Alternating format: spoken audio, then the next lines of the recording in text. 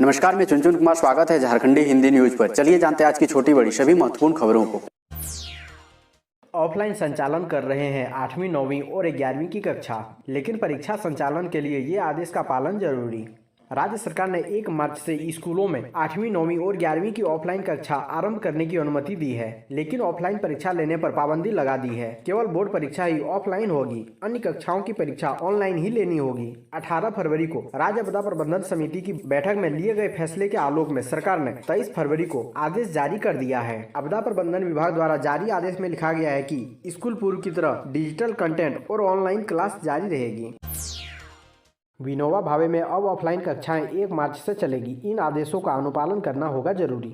विनोबा भावे विश्वविद्यालय में सभी विभागाध्यक्षों की बैठक मंगलवार को कुलपति कक्ष में प्रोफेसर मुकुल नारायण देव की अध्यक्षता में हुई। पीजी में ऑफलाइन कक्षा 1 मार्च से शुरू करने का निर्णय लिया गया। कक्षा 2 पाली में होगी। पहली पाली 8 बजे से 12 बजे तक और दूसरी पाली 1 बजे से 5 बजे तक होगी। बैठक में प्रतिकुलपति प्रोफेसर अजित कुमार सिन्हा, कुल सचिव डॉक्टर बंशीधर रुखियार समेत अन्य पदाधिकारी मौजूद थे। अब रांची में रेलवे स्टेशन और बस स्टैंड पर होगी कोरोना की जांच। कोविड-19 संक्रमण के बढ़ते प्रकोप को देखते हुए रांची जिला प्रशासन अब फिर एक बार टेस्टिंग का दायरा बढ़ाने में जुटा है। रांची शहर में प्रतिदिन 17 स्पॉट पर कोविड टेस्ट कराया जाएगा। शहर के अंदर की बात की जाए तो मार्केटिंग कॉम्प्लेक्स में दुकानदारों और उनके कर्मियों के कोविड टेस्ट पर विशेष ध्यान है। वहीं दूसरे राज्यों और शहरों से आने वाले लोगों के भी कोविड टेस्ट पर विशेष तौर पर इंतजामात किए जा रहे हैं और इसके लिए रेलवे स्टेशन और बस स्टैंड पर कोविड जांच शिविर लगाने की योजना है। झारखंड के 62 डीएसपी का तबादला। राज्य सरकार ने मंगलवार को डीएसपी रैंक के 62 पुलिस अधिकारियों को तबादला किया है। इसमें कुछ वैसे डीएसपी भी शामिल हैं जो पदस्थापना की प्रतीक्षा कर रहे थे। इससे संबंधित आदेश गृह विभाग ने मंगलवार की रात जारी कर दिया। जारी सूची में कई त्रुटियां भी है। पदस्थापना की प्रतीक्षा कर रहे डीएसपी वीरेंद्र कुमार चौधरी का नाम एक जगह सूची में 11वें नंबर पर है, जहाँ उनकी पोस्टिंग को पतरातू डीएसपीओ के रूप में लिखा है। वहीं दूसरी ओर उनका नाम 52वें नंबर पर भी है, जहाँ उनकी पोस्टिंग एसीबी में दिखाई गई है। धनबाद कृषि बाजार प्रांगण में जल्द बनेगा कोल्ड स्टोरेज। धान की खरीदारी भी इस माह से शुरू।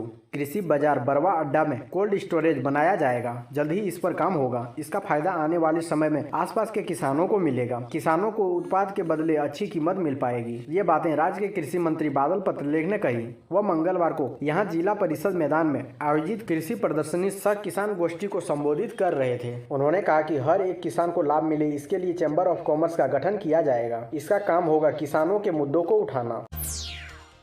विधानसभा के बजट सत्र को लेकर पक्ष विपक्ष बना रहे रणनीति। पारा शिक्षक, संविदा कर्मी समेत इन मामलों पर घेरेंगे सरकार को। 26 फरवरी से आहूत विधानसभा के बजट सत्र को लेकर पक्ष विपक्ष तैयार है। 23 मार्च तक चलने वाले विधानसभा सत्र में 16 कार्य दिवस है। विधानसभा सत्र में विपक्ष ने कई मुद्दों पर सरकार को घेरने की रणनीति बनाई है। सदन के हेमंत सोरेन सरकार द्वारा रघुवर दास सरकार में बनाई गई नियोजन नीति को रद्द करने का मामला जोर शोर से उठेगा। इसके साथ ही नगर निकाय व पंचायत चुनाव में देरी को लेकर सरकार को घेरेंगे। हेमंत सोरेन सरकार से 1 साल का हिसाब मांगेंगे। इसके साथ ही पारा शिक्षक, संविदा कर्मियों का मामला सदन में गरमा सकता है। 600 से ज्यादा बंद पड़े उद्योगों को फिर से शुरू करने में मदद करेगी सोरेन सरकार। झारखंड में 600 से ज्यादा बंद पड़े उद्योगों को पुनर्जीवित करने के लिए राज्य सरकार स्वतः संज्ञान लेकर सूची बना रही है। उनके रिवाइवल के लिए हर संभव सहयोग के लिए सरकार प्रतिबद्ध है। स्टेक होल्डर की समस्याओं पर झारखंड चैम्बर के साथ हुई बैठक में मुख्यमंत्री ने यह भरोसा दिया। स्टेक होल्डर की समस्याओं पर चर्चा के लिए बीते मंगलवार को federation of Jharkhand chamber of commerce and industries की बैठक मुख्यमंत्री के साथ प्रोजेक्ट भवन में संपन्न हुई। सीएम के साथ चैम्बर की संपन्न बैठक काफी सकारात्मक रही। राज्य में 600 से ज्यादा बंद पड़े उद्योगों को पुनर्जीवित करने के मकसद से हर संभव सहयोग के लिए प्रतिबद्ध है। छोटे राज्य में बड़ी गिरावट के संकेत। कोरोना संकट में 9% तक नीचे जा सकती है झारखंड की जीएसडीपी। झारखंड के सकल राज्य घरेलू उत्पाद में चालू वित्त वर्ष 2020-21 में गिरावट का अनुमान न सिर्फ निजी रिसर्च एजेंसियां लगा रही है, बल्कि 1 फरवरी को संसद में पेश 15वें वित्त आयोग की रिपोर्ट में भी 9% की गिरावट का आलेख है। दरअसल केंद्र के बजट के बाद अब राज्यों के सालाना बजट आने लगे हैं। कोविड-19 के चलते आर्थिक सुस्ती के दुष्प्रभावों से निपटने की तैयारी में जब राज्य सरकारें अपने अपने सालाना बजटों को अंतिम रूप देने में जुटी है, तो ऐसे समय में अर्थव्यवस्था में गिरावट के आंकड़े थोड़ी चिंता को बढ़ा देती है। झारखंड की अर्थव्यवस्था में यदि 15वें वित्त आयोग की रिपोर्ट के अनुसार 9% की गिरावट होती है, तो इसे छोटे राज्य में बड़ी गिरावट कहा जाएगा। महंगाई पर हेमंत सोरेन ने केंद्र सरकार पर साधा निशाना। बोले, केंद्र की करतूतों की वजह से बढ़ रही महंगाई। मुख्यमंत्री हेमंत सोरेन ने महंगाई के मुद्दों पर कहा कि केंद्र सरकार की करतूत की वजह से महंगाई में बेतहाशा बढ़ोतरी हुई है। संक्रमण के इस काल में कई बार देखने को मिला है कि मध्यम वर्ग परिवार, मजदूर, किसान, गरीबों को भगवान भरोसे छोड़ दिया गया है। राज्य सरकार ने जनता पर कोई अतिरिक्त बोझ नहीं डाला है। महंगाई की वजह पेट्रोलियम पदार्थों की कीमत में वृद्धि हुई है। इससे किसकी कमाई हो रही है यह किसी से छुपा नहीं है। राज्य सरकार को तो जीएसटी का भी पैसा नहीं मिल पा रहा है। पलामू में डॉक्टर से मारपीट, बाधित हुई चिकित्सा सेवा। जानिए क्या है पूरा मामला। मेदिनी राय मेडिकल कॉलेज एवं अस्पताल में मंगलवार की सुबह 7 बजे ड्यूटी पर तैनात जूनियर डॉक्टर रामाशंकर की मृत किशोरी निष्ठा कुमारी के परिजनों ने पिटाई कर दी। निष्ठा के द्वारा फांसी लगाए जाने के बाद परिजन और मोहल्ले वासी उसे अस्पताल लेकर पहुंचे थे। निष्ठा हमीदगंज मोहल्ला निवासी राजन चंद्रवंशी की पुत्री थी। परिजनों का आरोप था कि इलाज में लापरवाही बरते जाने के कारण निष्ठा की मौत हुई। इधर घटना से आक्रोशित अस्पताल में अन्य डॉक्टरों और कर्मचारियों ने 6 घंटे के लिए ओपीडी सेवा बंद कर दी। ये लोग घटना में शामिल लोगों की गिरफ्तारी की मांग कर रहे थे। झारखंड हाईकोर्ट ने विनोबा भावे विश्वविद्यालय में लेक्चर की नियुक्ति पर लगाई रोक। झारखंड हाईकोर्ट ने विनोबा भावे विश्वविद्यालय में संविदा के आधार पर लेक्चरर की नियुक्ति पर रोक लगा दी है। अदालत ने सरकार और विश्वविद्यालय से इस मामले में जवाब मांगा है। प्रार्थी का कहना है कि वे लोग पहले से संविदा पर काम कर रहे हैं। ऐसे में संविदा पर ही दोबारा नियुक्ति कर उन्हें हटाया नहीं जा सकता है। झारखंड विधानसभा में 1530 आश्वासन लंबित, स्पीकर ने जताई चिंता। जाने बजट सत्र को लेकर क्या बनी रणनीति। झारखंड विधानसभा में आगामी पंचम बजट सत्र को लेकर बुधवार को सत्ता पक्ष और विपक्ष के विधानसभा सदस्यों के बीच बैठक आयोजित हुई। विधानसभा अध्यक्ष रविंद्रनाथ महतो की अध्यक्षता में सत्ता पक्ष और विपक्ष के सदस्यों के बीच मंत्रणा हुई। इस दौरान सीएम हेमंत सोरेन ने सभी सदस्यों से राज्यवासियों के हितों से जुड़े मुद्दों पर सहयोग देने की अपील की है। बैठक के दौरान विधानसभा सचिवालय की ओर से लंबित प्रश्न और आश्वासनों की सूची जारी की गई। इस सूची के अनुसार विधानसभा में अब तक 1530 आश्वासन लंबित है, जिस पर आश्वासन के बाद भी कोई कार्रवाई नहीं हुई है। इतनी अधिक संख्या में लंबित आश्वासनों पर स्पीकर श्री महतो ने चिंता जाहिर की है।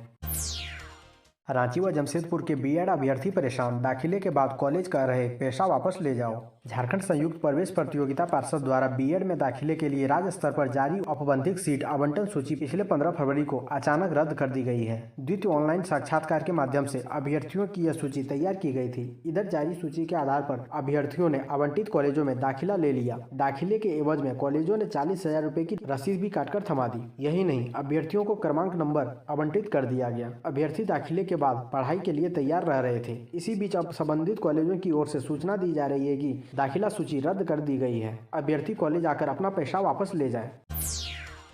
बोकारो एयरपोर्ट पर बनेगा फायर स्टेशन, जाने कब से उड़ान भरने के लिए हो जाएगा तैयार। उड़ान योजना के तहत बोकारो से शुरू होने वाली हवाई सेवा के लिए लगातार कार्य हो रहा है। एयरपोर्ट के लिए अलग फायर स्टेशन बनने की कायदा शुरू हो गई है। इसके लिए एयरपोर्ट अथॉरिटी ऑफ इंडिया ने 2,22,155 रुपए की लागत से निर्माण कार्य सहित अन्य कार्य के लिए टेंडर निकाला है। टेंडर डालने की अंतिम तिथि 8 मार्च है, जबकि टेंडर खोलने की तिथि 10 मार्च निर्धारित की गई है। विभाग की संबंधित साइट पर टेंडर डाला गया है। काम पूरा करने का समय 4 माह दिया गया है। संभावना जताई जा रही है कि एयरपोर्ट जून के अंत या जुलाई माह तक उड़ान भरने के लिए तैयार हो जाएगा। रांची स्टेशन पर बढ़ रही है सुविधाएं। अब वेटिंग रूम पर बैठ सकेंगे एक साथ इतने लोग। रिटायरिंग रूम पर आने जाने के लिए भी लिफ्ट। रांची रेलवे स्टेशन में यात्री सुविधा में लगातार बढ़ोतरी की जा रही है। स्टेशन के वेटिंग रूम को रिनोवेट किया गया है। पहले जहां एक साथ 12 से 15 लोग बैठ सकते थे, वहीं अब वेटिंग रूम में 30 से 40 लोग एक साथ बैठ सकेंगे। स्टेशन मास्टर ध्रुव कुमार ने बताया कि वेटिंग रूम में अभी एसी और कुछ कुर्सियां लगाई गई है। वेटिंग रूम के साथ इंडियन व वेस्टर्न शौचालय भी बनाया गया है। यात्रियों की सुविधा के लिए यहाँ अभी और आरामदायक कुर्सियां लगाई जाएगी। इसके अलावा मनोरंजन के लिए एलईडी टीवी भी लगाया गया है। कैट के 26 फरवरी के भारत व्यापार बंद को झारखंड मजदूर यूनियन ने दिया समर्थन। Confederation of all India traders ने 26 फरवरी को देशव्यापी भारत व्यापार बंद की घोषणा की है। झारखंड मजदूर यूनियन के उपाध्यक्ष सह झारखंड प्रदेश कांग्रेस व्यापार व उद्योग सेल के चेयरमैन कमल किशोर अग्रवाल ने भी इस बंद को अपना समर्थन दिया है। कमल किशोर अग्रवाल ने कहा कि केंद्र सरकार ने पहले 4 श्रम संहिता बनाकर मजदूरों की आजीविका को असुरक्षित कर दिया, फिर किसानों के लिए नए कानून बनाकर उनको बर्बाद करने की योजना बनाई और अब जीएसटी के नए कठोर कराधान प्रणाली बनाकर केंद्र सरकार पूरी तरह से व्यापारियों के अस्तित्व को खत्म करने पर तुल गई है। 4 राज्यों के साथ मिलकर काम करेगी झारखंड पुलिस। जामताड़ा को साइबर अपराध का गढ़ माना जाता है, पर कम समय में अकुल संपत्ति अर्जित करने का जरिया को देख आसपास के जिले भी तेजी से इसमें शामिल होते गए हैं, जिस कारण कई राज्यों में तेजी से साइबर अपराध बढ़ता गया। हालांकि बढ़ते अपराध को देखते हुए पुलिस ने इस तरह के अपराध पर लगाम लगाने की कोशिश शुरू कर दी है। इसके नियंत्रण को लेकर राज्य मुख्यालय की पुलिस टीम सर्वे कर चुकी है। अब झारखंड समेत 4 राज्यों की पुलिस की संयुक्त अनुसंधान के बल पर साइबर अपराधियों पर नकेल कसा जाएगा। यह खुलासा मंगलवार को पुलिस अधीक्षक कार्यालय निरीक्षण के क्रम में डीआईजी सुदर्शन मंडल ने कही। झारखंड के पूर्व राज्यपाल का ईमेल हैक, नोएडा पुलिस में दर्ज कराई एफआईआर। कोरोना काल के दौरान डिजिटल लेनदेन का चलन बढ़ने से साइबर क्राइम में भी तेजी से इजाफा हुआ है। दिल्ली एनसीआर में भी साइबर क्राइम में कई गुना इजाफा हुआ है। ताजा साइबर क्राइम का मामला झारखंड के पूर्व राज्यपाल और यूपी के पूर्व कैबिनेट सचिव से जुड़ा है। इसके बाद वरिष्ठ अधिकारी ने नोएडा पुलिस में इस बाबत रिपोर्ट दर्ज कराई है। इस शिकायत के बाद नोएडा पुलिस पूरे मामले की जाँच में जुट गई है। मिली जानकारी के मुताबिक दिल्ली से सटे नोएडा में रह रहे झारखंड के पूर्व राज्यपाल और यूपी के पूर्व कैबिनेट सचिव प्रभात कुमार की ईमेल आईडी हैक होने से हड़कंप मचा हुआ है। नोएडा पुलिस को दी गई शिकायत में पूर्व अधिकारी ने कहा है कि साइबर क्रिमिनल ने उनकी ईमेल आईडी हैक कर उसका पासवर्ड बदल दिया है।